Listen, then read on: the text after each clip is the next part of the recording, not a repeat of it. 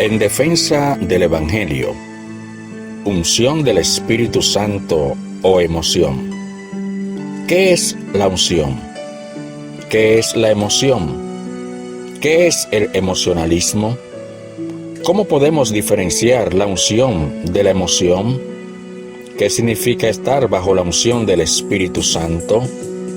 ¿Cuáles son las características de las emociones? ¿Cómo podemos tener un buen manejo de las emociones?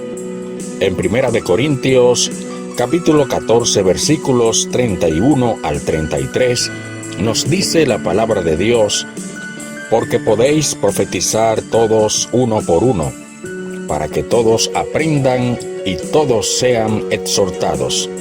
Y los espíritus de los profetas están sujetos a los profetas, pues Dios no es Dios de confusión, sino de paz. La unción del Espíritu Santo es producida a través de la búsqueda y consagración de una persona que vive una vida en comunión con Dios. La emoción es el conjunto de reacciones que experimenta un individuo cuando responde a ciertos estímulos externos que les permiten adaptarse a una situación con respecto a una persona, objeto, lugar, entre otros, causando alegría, tristeza, miedo, enfado, amor y diferentes sentimientos. El emocionalismo es la alteración del estado de ánimo intensa y pasajera, agradable o penosa, que va acompañada de ciertos cambios fisiológicos. Las personas tienden a confundir las palabras unción y emoción, trayendo como resultado prácticas y costumbres que contradicen la Biblia.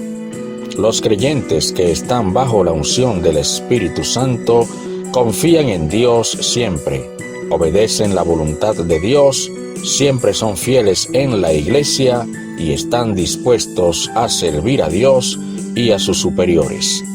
La unción viene a causa del fruto del Espíritu Santo. Sin embargo, la emoción viene a causa de los sentidos del ser humano. Es más fácil para los creyentes emocionalistas usar la manipulación que aplicar la palabra de Dios. Muchos predicadores se dejan llevar por las emociones antes que dejar que sea el Espíritu Santo que los dirija. Hoy en día, la Iglesia de Cristo tiene dos tipos de cristianos: los que están llenos de la unción del Espíritu Santo y los que están llenos de emoción. Los creyentes que están llenos de emoción hacen que las personas se alegren por un momento y pasen un buen rato como en el mundo. Es decir, en sus prédicas se mueve la carne y no el Espíritu de Dios. La emoción hace que se cometan errores tales como profetizar cosas que no son ciertas, poner a las personas a hacer cosas que al final no tienen buenos resultados. A través del emocionalismo se producen los fuegos extraños en la iglesia del Señor.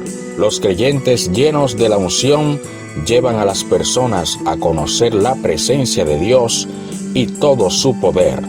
Hoy en día el desorden y la anarquía se han convertido en una moda en muchas congregaciones, donde se ha dejado de escudriñar las Escrituras para predicar un evangelio de cuentos, fábulas, inventos y supuestos actos proféticos que no son más que entretenimientos a los asistentes.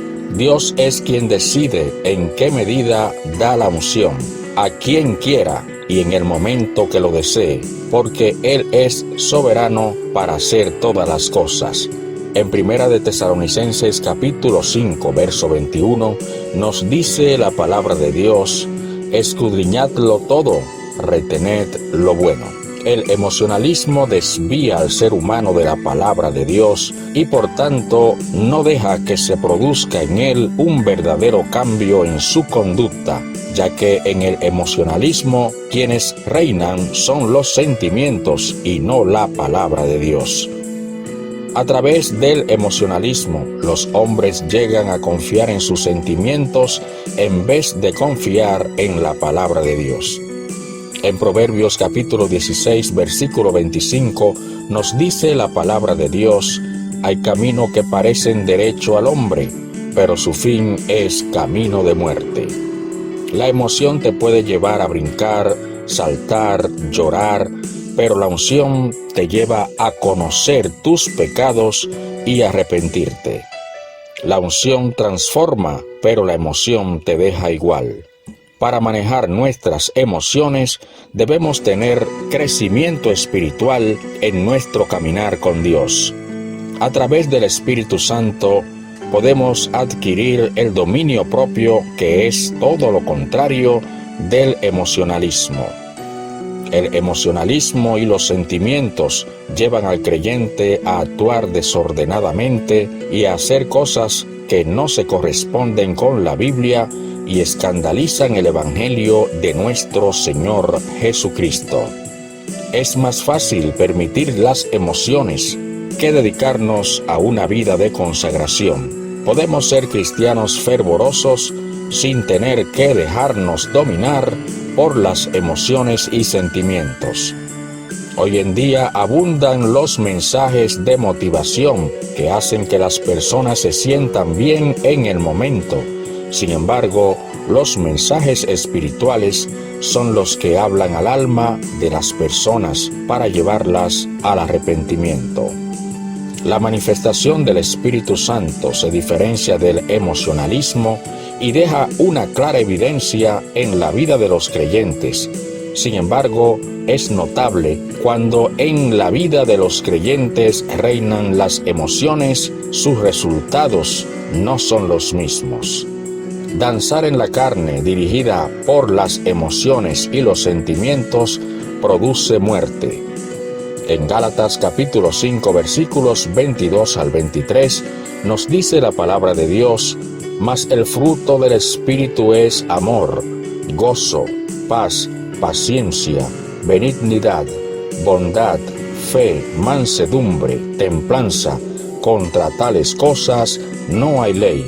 Para evitar caer en ciertas prácticas dominadas por las emociones y no por el Espíritu de Dios, debemos poner en acción las siguientes recomendaciones: escudriñar más la Biblia, analizar cualquier profecía con la palabra de Dios, guardar respeto a Dios y dejar que sea Él que nos use como a vasos escogidos.